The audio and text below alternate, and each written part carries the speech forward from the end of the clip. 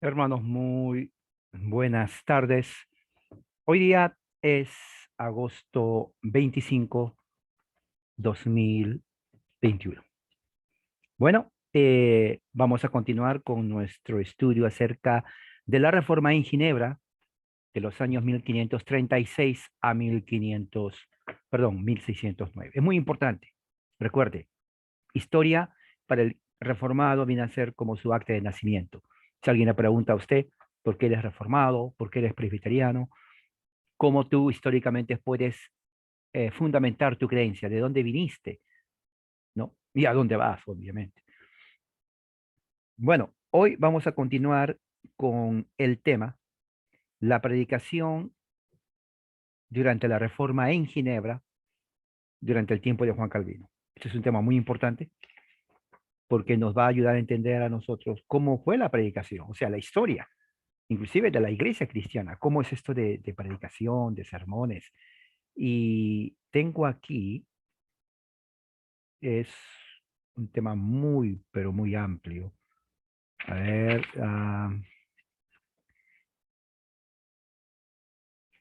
son 181, son 40 páginas, 40 páginas acerca de el desarrollo de la predicación durante la Reforma. Esto es muy importante.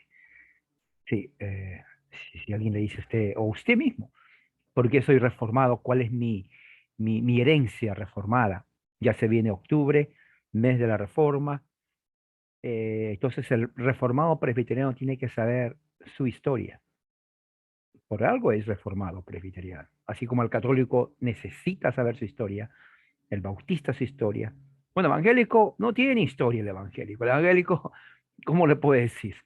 Ah, nace en Estados Unidos. Bueno, sí tiene historia. Nace en Estados Unidos, independiente, agarra de aquí, de por allá, de por aquí, más allá, de aquí, de acá, agarra de todo.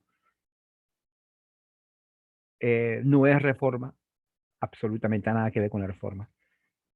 Es prácticamente religión norteamericana, el evangelicalismo, y el pentecostalismo también. Pero estamos hablando no de ellos, estamos hablando de la reforma propiamente dicha, de la historia, de una teología compacta, sólida, histórica, profunda, compleja a veces. Entonces el tema se llama la predicación de la reforma o durante la reforma en Ginebra de Juan Calvino.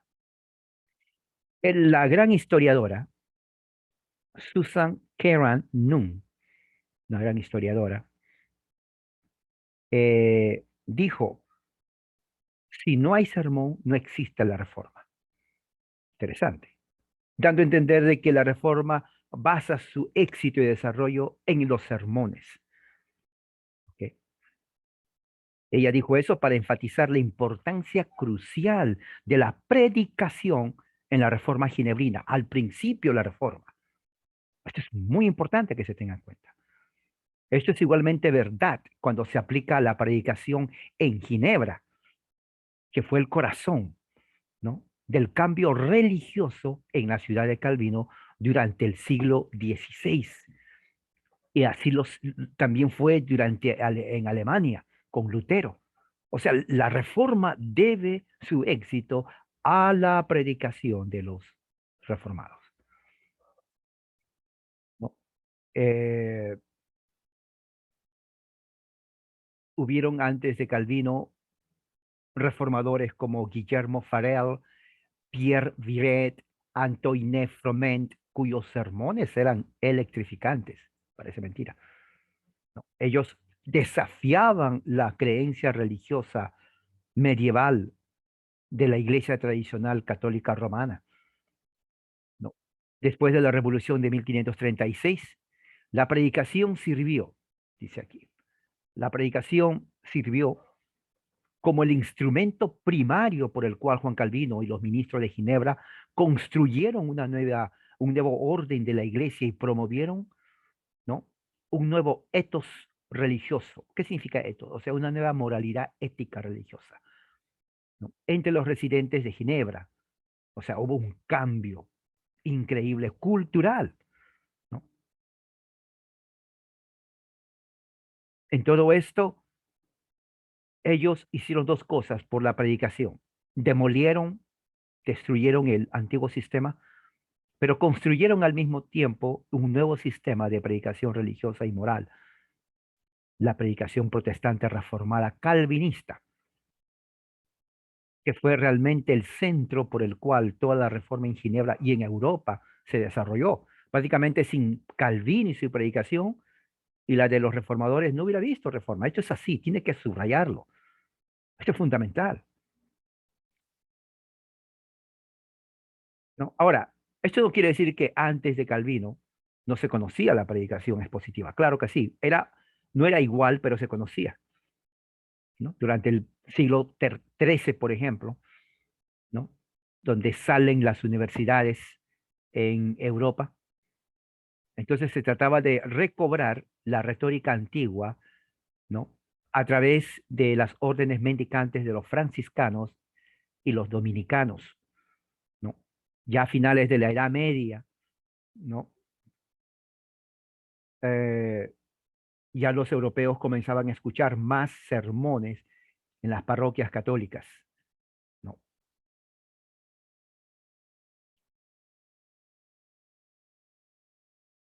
Los predicadores del Renacimiento regularmente predicaban de una forma cuidadosa, ¿no? Sus sermones acerca del carácter de Dios, articulaban las ideales morales de la vida cristiana, ¿no? Predicadores se entrenaban mucho mejor, ¿no? Para sus sermones, que no eran igual como el tiempo de la Reforma, pero estaban ya sembrando, diríamos, el ambiente para lo que iba a venir 2 siglos después.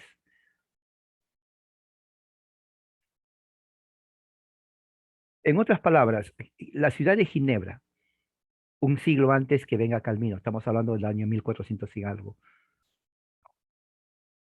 en las diócesis, las parroquias católicas, había reportes desde el año 1378, 1450, de que ya algunos curas, sacerdotes comenzaban a dar sermones un poco más, diríamos, pre-estilo reforma, ¿no?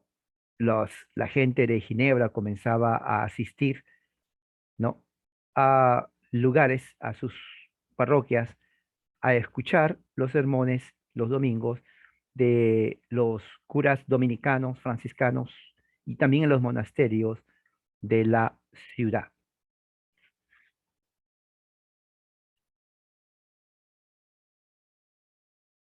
Una generación después, eh, predicadores de la orden del San Benedicto de Italia, como por ejemplo el predicador Baptista de Mantua predicó a una gran cantidad de personas en su ciudad. Para mediados del siglo XV, estamos hablando de 1450 en adelante, ya habían un grupo de predicadores entre los cuales se les ayudaba de una forma monetaria para que sean como predicadores itinerantes, o sea, que viajaban. Eso dentro del catolicismo. Todavía la reforma no estaba, no había surgido. Recuerden que eso parte con Martín Lutero en 1517, esto es 1450. Entonces, la importancia de los sermones católicos es tal vez mejor visto durante la crisis religiosa, la cual llevó a la victoria protestante en 1536 en Ginebra. O sea, interesante porque los predicadores o los curas católicos que comenzaban ya a hacer algo más de predicación, no eran todos, pero comenzaban ya a hacer, estaban ya sembrando en la mente y corazón de las personas de su tiempo la necesidad de escuchar sermones sólidos, con una buena homiléctica, gran exégesis de la palabra de Dios. Ya, inclusive cuando ya comenzaban a salir los reformadores predicando, muchos curas dominicanos comenzaron a ir a Ginebra para competir con los predicadores reformados. Esto es increíble. O sea, los predicadores reformados, como que, claro, los católicos nunca habían hecho eso, pero al ver el peligro, se sintieron desafiados y los católicos comenzaban también a predicar, tratando de contrarrestar el avance y el impacto de los predicadores reformados, pero no pudieron, realmente no pudieron, ¿no? Por ejemplo, este dominicano que se llamaba Guy Furbiti vino a Ginebra, italiano, dominicano, en donde él decía que él vino a advertir a los católicos del peligro de los arianos, que son los antecesores de los testigos de Jehová, de los sabelianos, también una secta herética, de los luteranos y de los bautíos. ¿Quiénes son los bautíos?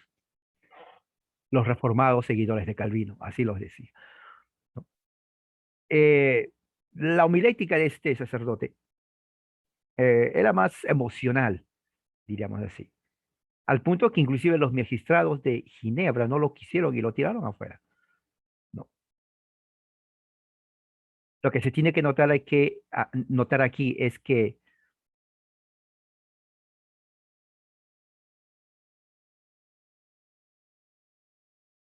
la vida social y religiosa en Europa, especialmente en Ginebra, fue la influencia de predicadores como por ejemplo Martín Lutero, Zwingli, Calvino, ¿no? Ellos hicieron de la predicación un arte, algo increíble que nunca se había visto en la iglesia, en la historia de la iglesia cristiana, ¿no? La predicación de la palabra de Dios fue primariamente su primer deber, reestructurar la vida parroquial de los cristianos desde entonces, de los católicos romanos, de la alta cantidad de gente europea que estaba escuchando por primera vez el mensaje de la Reforma, ¿no? Calvino dijo, por ejemplo, para Dios no hay nada más importante y más grande que la predicación del Evangelio, porque el Evangelio o la predicación del Evangelio es el medio en el cual Dios trae a la gente a la salvación.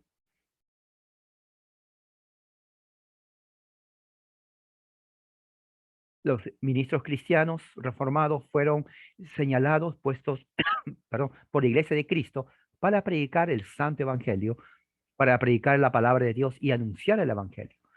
Ginebra fue identificado como el lugar donde los predicadores públicamente anunciaban el Evangelio. De acuerdo a las primeras acciones tomadas por Juan Calvino y Guillermo Farel, después de la Revolución de 1536, era establecer una orden regular de predicadores en toda Ginebra, especialmente en las tres iglesias de la urbanidad y a través de iglesias en en los campos, en las ciudades o pueblos.